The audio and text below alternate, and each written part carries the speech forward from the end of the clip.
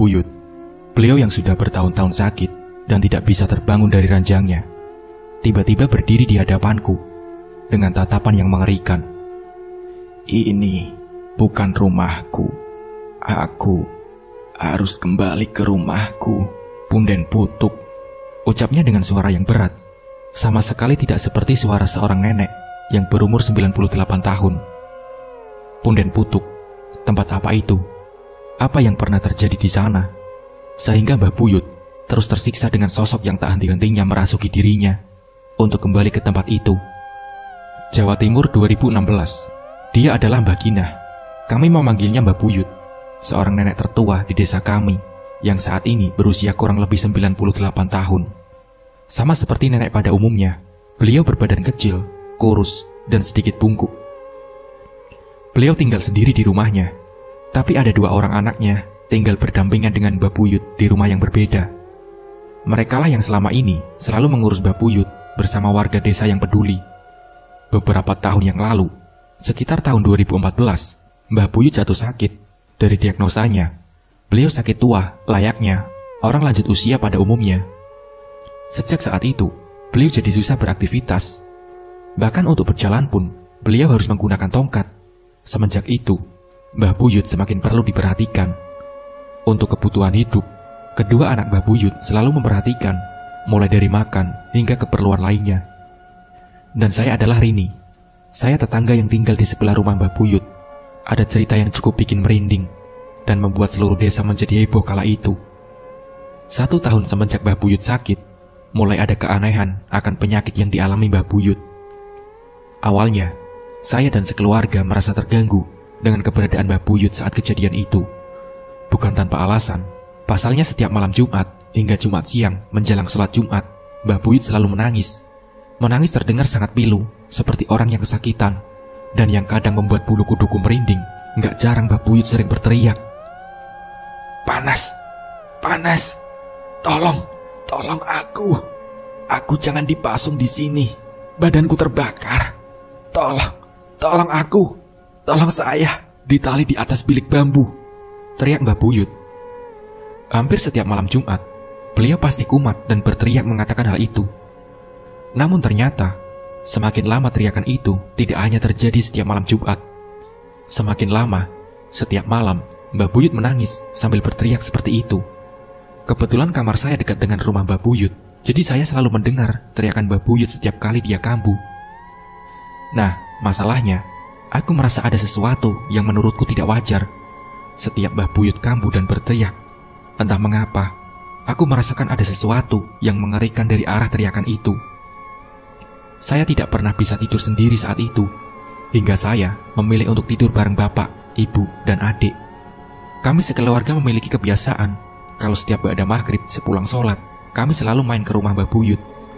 Biasanya kami jenguk beliau sekaligus menemani Mbah Buyut dan anak cucunya juga. Ada lagi kebiasaan Mbah Buyut yang menurutku tidak biasa.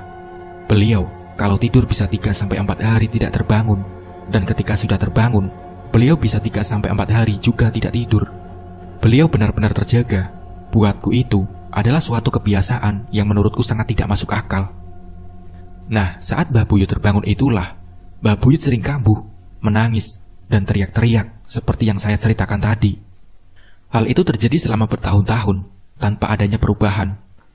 Bahkan anak dan menantunya harus bergantian untuk berjaga dan rela meninggalkan pekerjaannya demi menjaga Mbah Buyut. Saat ini, sudah bertahun-tahun Mbah Buyut ada dalam kondisi itu. Semakin lama, fisik Mbah Buyut juga semakin lemah. Bahkan untuk makan pun, Mbah Buyut harus disuapi dan benar-benar tidak bisa apa-apa. Tapi tetap saja, Mbah Buyut masih sering kambuh berteriak-teriak, terutama setiap malam Jumat.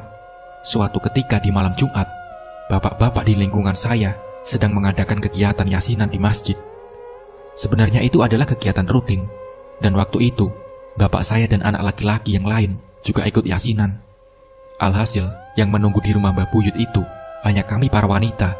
Saya, adikku Yati, ibu, Mbak Uti, bersama anak dan menantu Mbah Buyut. Sambil menunggu, kami menonton televisi bersama yang lain. Tapi tiba-tiba, Yati berbicara dengan nada yang bergetar. "Mbak, ibu, itu Mbah Buyut?" tanya Yati. Iya, Ti. Mbah Buyut di kamar.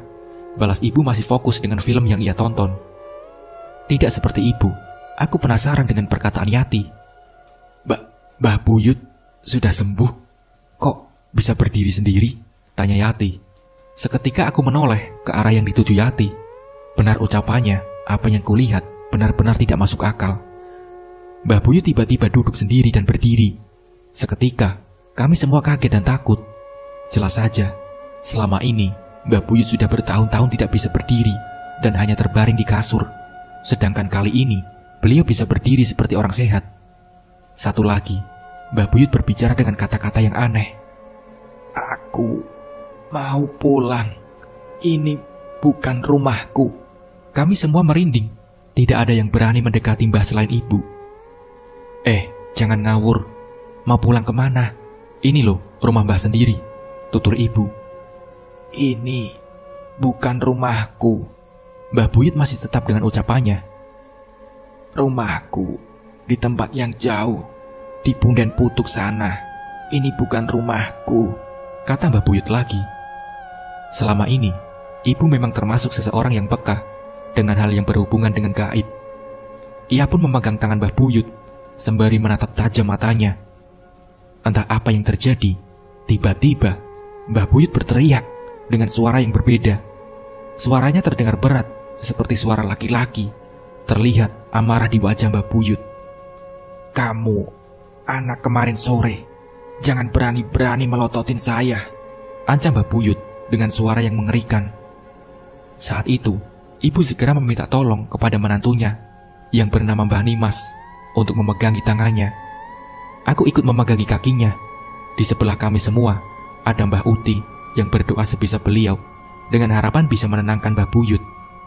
Entah apa yang dipikirkan oleh Mbah Nimas, tiba-tiba dia berlari ke belakang dan mengambil air comberan. Ia membawa ke hadapan Mbah Buyut sembari berteriak, "Awakmu keluar, atau aku cekoki air comberan ini," kata Mbah Nimas. Aku sama sekali tidak menyangka cara itu akan berhasil. Dan ternyata Mbah Buyut juga masih terus memberontak sampai Mbah Nimas mengguyur air comberan itu ke tubuh Bayut. Dan benar saja, anehnya Mbah Buyut langsung bisa tenang.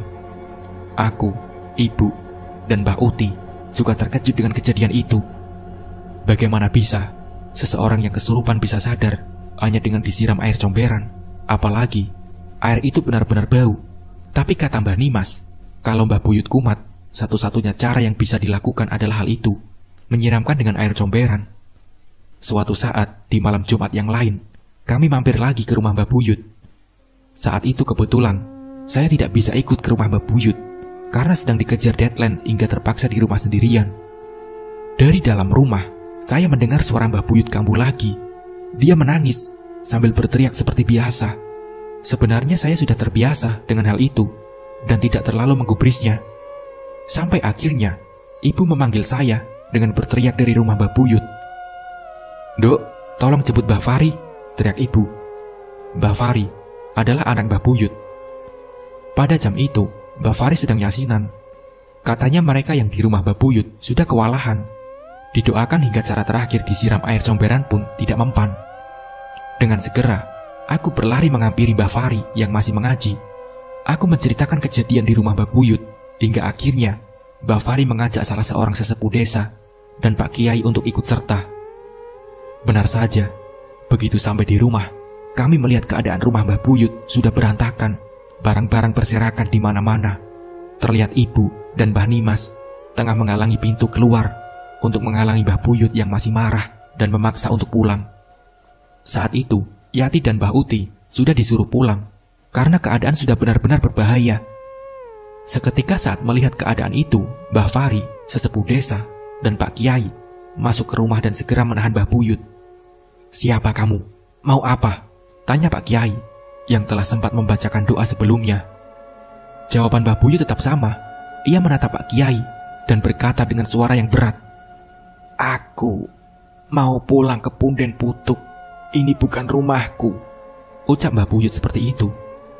Dengan berbagai cara, mereka mencoba menahan Mbah Buyut, bahkan hingga dipasung.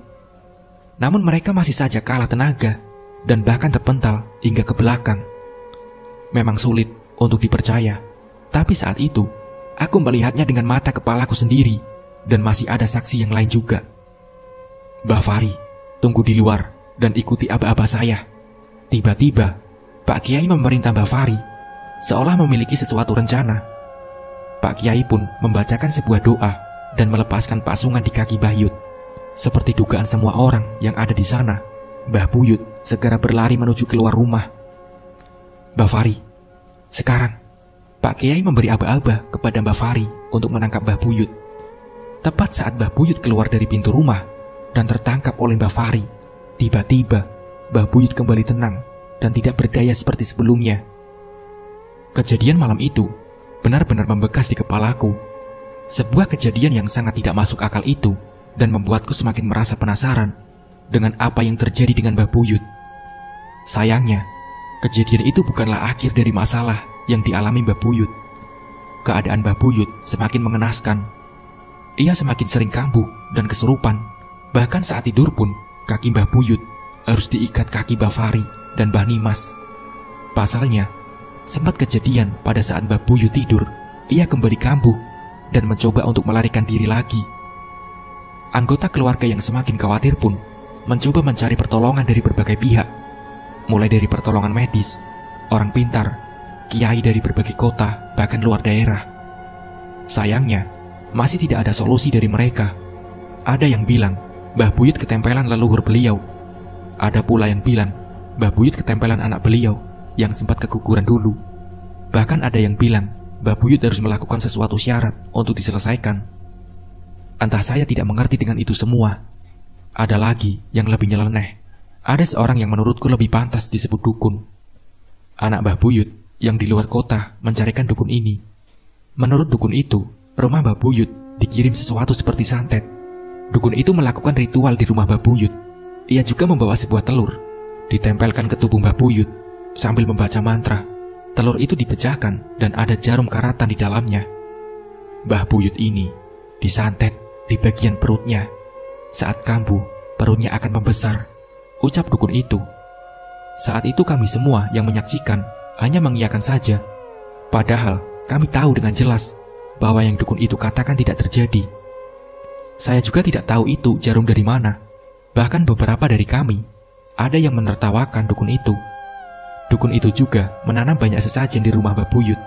Dan sialnya, entah mengapa, intensitas kambuhnya Mbah Buyut jadi semakin sering. Nah, rumah kami terletak di daerah pegunungan. Di depan daerah rumah kami adalah sawah dengan model teras siring yang berundak-undak. Selisih tinggi antar petak itu lumayan tinggi, paling rendah 1 meter, dan yang paling dalam bisa hingga 4 meter. Semakin ke bawah akan semakin curam, dan sawah di depan kami ada sampai 4 undukan. Sekat antara sawah satu dan lainnya dibatasi dengan sungai kecil. Ada jembatan bambu yang dibuat di sana, tapi untuk melewatinya juga cukup sulit. Untuk melewati jembatan itu, harus benar-benar menjaga keseimbangan. Kalau sampai jatuh, hampir dapat dipastikan bisa kesleo atau bahkan patah tulang. Setelah sungai kecil ada kebun tebu seluas 3 hektar yang bentuknya seperti lembah. "Duk, di luar hujan?" tanya ibu. Iya bu, udah dari jam 11 siang tadi," balasku. Saat itu hari sudah mulai malam. Memang kalau dari dalam tidak terasa kalau di luar sedang hujan. "Bapak nggak yasinan?" tanya ibu kepada bapak yang masih tenang di rumah padahal hari ini malam Jumat. Enggak bu, lagi libur, nggak ada yang datang," balas bapak. "Oh alah, kita mampir ke rumah Mbah Buyut nggak?" tanya ibu. Kami semua saling menatap, saling menunjukkan rasa malas sambil menonton televisi. Kami pun sepakat untuk tidak menemani Mbah Buyut. Saat hari semakin larut, tiba-tiba bapak menyeletuk. Tumben ya, Mbah Buyut malam Jumat begini tenang-tenang saja. Biasanya jam segini sudah mulai kambuh," kata bapak. Iya pak, mungkin lumayan bisa tenang," balasku sembari masih menikmati menonton televisi bersama yang lain. Aku ingat sekali, hari itu Kamis Legi. Awalnya kami serumah senang karena tidak mendengar suara berisik seperti biasanya. Dan saat kami intip keluar, kondisi di rumah Mbah Buyut juga adem ayem. Tapi ketenangan itu rupanya hanya berlangsung sebentar. Tepat pukul 9, kami semua selesai menonton televisi dan masuk ke kamar masing-masing. Kami sudah yakin akan bisa tidur dengan nyenyak. Apalagi kamarku yang paling berdekatan dengan rumah Mbah Buyut. Tapi ternyata tidak.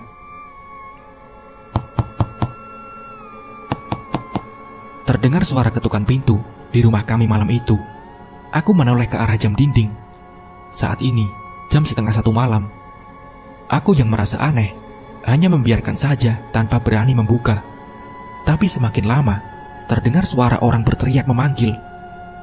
Pak, tolong pak, Mbak Yut gak ada. Itu adalah suara Mbak Fari.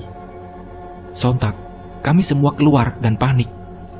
Innalillahi wa inna ilaihi roji'un, ucap kami sekeluarga saat membukakan pintu untuk Mbak Fari. Enggak pak, Mbah Buyut enggak meninggal. Mbah Buyut hilang, jelas Mbah Fari. Kami pun bingung dan meminta penjelasan Mbah Fari. Sekitar jam 12 tadi, saya terbangun untuk ke kamar mandi. Jadi saya melepaskan ikatan kaki saya ke Mbah Buyut. Dan pas kembali, tiba-tiba Mbah Buyut sudah tidak ada pak, jelas Mbah Fari. Mbah Nimas, bukannya Mbah Nimas juga tidur sama Mbah Buyut? Tanya ibu. Nah itu, tiba-tiba ikatan di kaki Mbah Nimas juga terlepas. Dia pun tidak sadar, jawab Mbah Fari. Mbah Fari juga sudah membangunkan Mbah Nimas. Mereka mencari hingga pekarangan, kandang, kamar mandi, dan sekitar rumah. Sayangnya keberadaan Mbah Buyut sama sekali tidak ditemukan.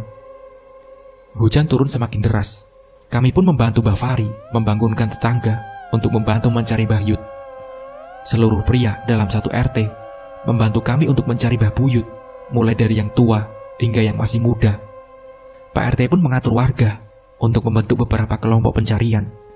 Pencarian dimulai ke seluruh tempat yang mungkin didatangi Mbah Buyut, mulai dari petak sawah, menelusuri sungai, hutan bambu, pekarangan warga, sembari menabuh kentongan dan memanggil Mbah Buyut. Di tengah hujan deras itu, para pemuda dan bapak-bapak mencari hingga berjam-jam, sampai ke ujung kampung, namun tidak ada tanda-tanda keberadaan Mbah Buyut. Bahkan ada beberapa tempat mencurigakan yang sampai diperiksa 3 kali dengan senter, namun tetap tidak ada petunjuk. Pencarian itu terus dilakukan oleh warga, bahkan hingga terdengar tarim subuh. Saat itu, warga sudah kebingungan setelah lebih dari 4 jam mencari keberadaan Mbah Buyut di bawah hujan deras. Warga memutuskan untuk melaksanakan sholat subuh di masjid, sembari berdoa agar Mbah Buyut segera ditemukan dalam kondisi apapun. Setelah itu, Pak Kiai dan Pak RT memutuskan agar pencarian Mbah Buyut dilanjutkan ketika matahari sudah muncul, agar lebih mudah dan tidak berbahaya untuk warga. Sambil menunggu matahari terbit, kami semua kembali berkumpul di rumah Mbah Fari. Kami menunggu dengan cemas dan khawatir tentang keadaan Mbah Buyut. Mbah Buyut sudah ketemu pak. Orangnya di sini pak. Beliau masih hidup. Tiba-tiba terdengar suara teriakan dari seorang yang masuk ke dalam rumah. Sontak seluruh warga segera mengikuti orang itu menuju tempat di mana Mbah Buyut berada. Aku tidak mungkin lupa, malam itu kondisi hujan sangat deras. Tapi yang terlihat di hadapan kami benar-benar tidak dapat dipercaya. Mbah Buyut tergeletak di tengah ladang tebu dalam keadaan kering. Anehnya, tidak ada sedikit pun goresan luka dari daun tebu atau apapun di sana. Warga bergidik ngeri saat melihat Mbah Buyut menyeringai tersenyum saat ditemukan. Walau begitu, warga yang menghampiri tetap memaksa untuk mengangkat tubuhnya menaiki motor. Tepat ketika sudah meninggalkan ladang tebu itu, Mbah Buyut kembali jatuh tak berdaya lagi. Pak, nggak mungkin kan Mbah Buyut bisa ke tengah ladang tebu ini sendirian? Ini jauh banget loh pak dari rumah, tanyaku pada bapak. Iya, bapak juga nggak ngerti nduk. Berarti kan harusnya Mbah Buyut harus lewat pinggiran tebing dan menyeberang jembatan bambu. Benar-benar aneh, balas bapak yang juga tidak mengerti. Walau kembali dalam tubuh lemah, Mbah Buyut masih tersadar. Mbah Buyut, Mbah kenapa toh Mbah? Kok bisa ke kebun itu? Tanya Pak RT mencari tahu apa yang terjadi. Mbah Buyut menjawab dengan tatapan yang lemah. Aku semalam diajak bapak naik becak, nonton ludruk, jawab Mbah Buyut. Bapak yang dimaksud Mbah Buyut itu adalah almarhum suaminya yang sudah lama meninggal. Jelas seluruh warga terheran-heran mendengar jawaban Mbah Buyut yang seperti itu. Namun karena sudah memastikan Mbah Buyut sudah tenang, kami dan seluruh warga pun memutuskan untuk pulang ke rumah masing-masing. Kejadian hilangnya Mbah Buyut saat itu benar-benar membuat satu desa bingung.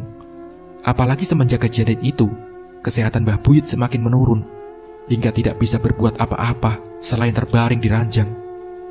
Setelah kejadian itu, mulai terdengar cerita-cerita aneh. Ada beberapa bapak-bapak yang bertugas untuk ronda. Saat mereka melewati rumah Mbah Buyut, mereka melihat sosok kakek-kakek duduk di teras rumah Mbah Buyut, terdiam tanpa melakukan apapun. Saat selesai berkeliling dan ingin menyapa kakek itu, anehnya, kakek itu sudah menghilang tanpa jejak. Hal ini terjadi beberapa kali dan disaksikan oleh beberapa orang yang melakukan ronda. Mengetahui kejadian itu, aku pun mencoba mencari tahu sebenarnya ada apa dengan Mbah Buyut, sampai ada banyak kejadian aneh tentangnya. Ada ritual pesugihan yang pernah dilakukan Mbah Buyut bersama almarhum suaminya. Mbak Uti mencoba menceritakan apa yang ia tahu padaku. Punden Putuk itu adalah tempat sakral yang berada tidak jauh dari desa kita, tambah Mbak Uti. Itu tempat apa Mbak Uti? Memangnya Mbah Buyut ngapain di sana? Tanyaku penasaran. Mbah Buyut menghela nafas, seolah berusaha mengingat apa yang terjadi di masa lalu. Dulu, Mbah Buyut itu orang gak punya. Beliau bersama almarhum suaminya akhirnya memutuskan untuk melakukan ritual pesugihan di Punden Putuk. Aku memperhatikan ceritanya benar-benar. Rasa penasaranku sangat tidak terbendung lagi. Dulu, rumah Mbah Buyut ini dihias serba hijau, mulai dari gorden, taplak meja, kelambu, spray, dan semua ornamen rumahnya berwarna hijau, jawab Mbah Buyut. Yang mengerikan lagi, saat beberapa anak dan cucunya yang ada di dalam kandungan meninggal, beberapa orang yang mengerti mengatakan bahwa mereka dijadikan tumbal oleh Mbah Buyut dan almarhum suaminya. Cerita Mbak Uti saat itu benar-benar membuatku merinding. Demi kekayaan, Mbah Buyut sampai tega mengorbankan janinnya dan janin cucunya yang belum lahir. Kalau Mbak Uti ingat dulu, almarhum suami Mbah Buyut juga kesulitan meninggal saat sakratul maut. Siksaannya begitu berat. Lanjut Mbah Uti dengan wajah yang memelas mengingat kejadian itu. Saat itu, sesepuh desa meminta disembelihkan kambing yang berwarna putih hitam. Kambing itu disembelih di Punden Putuk hingga Mbah Yut dan almarhum suaminya melakukan pemujaan. Sesepuh desa menceritakan saat ia menyembelih kambing itu di sana, ia dibantu oleh banyak sosok. Konon kabarnya, sosok-sosok itu adalah para tumbal yang rohnya disandra di sana. Aku hampir tidak percaya dengan cerita Mbah Uti. Namun apa yang terjadi tentang Mbah Buyut membuat semua cerita Mbah Uti menjadi masuk akal. Di tahun 2018, saya dipindah tugaskan di luar kota hingga lama tidak mendengar kabar tentang Mbah Buyut. Saat itu, aku teringat saat kecil, saat Mbah Buyut masih menempati rumah joglo yang memiliki 3 kamar berjajar. Aku selalu ingat bahwa kami dan orang lain dilarang untuk memasuki kamar tengah di rumah itu. Pernah sesekali kamar itu terbuka dan beberapa kami sempat melihat apa yang ada di dalam. Sepasang keris tersimpan di sana bersama sesajen pisang raja serta bunga-bunga. Tak hanya itu, setiap malam Jumat biasanya Mbah Buyut dan almarhum suaminya menyiapkan kopi pahit, sirih buat nginang, dan rokok yang bungkusnya kulit jagung. Pernah sesekali aku iseng masuk ke dalam kamar Mbah Buyut. Mbah Buyut marah besar kepadaku. Terkadang aku penasaran dengan keadaan Mbah Buyut dan menanyakan kepada orang rumah. Baru akhirnya, di akhir Desember 2018, saya diceritakan bahwa Mbah Buyut sudah berpulang setelah dilakukan ritual yang sama seperti almarhum suaminya. Ritual penyembelihan kambing gendit itu lagi di sebuah tempat sakral. Sebuah tempat di mana semua tragedi yang dialami Mbah Buyut bermula. Sebuah tempat di mana mereka berdua melakukan pemujaan. Sebuah tempat yang disebut dengan nama Punden Putuk. Nah, seperti itulah ceritanya. Mungkin dari cerita ini kita bisa mengambil hikmah dan pembelajarannya. Mungkin cukup sekian dari saya. Wassalamualaikum warahmatullahi wabarakatuh.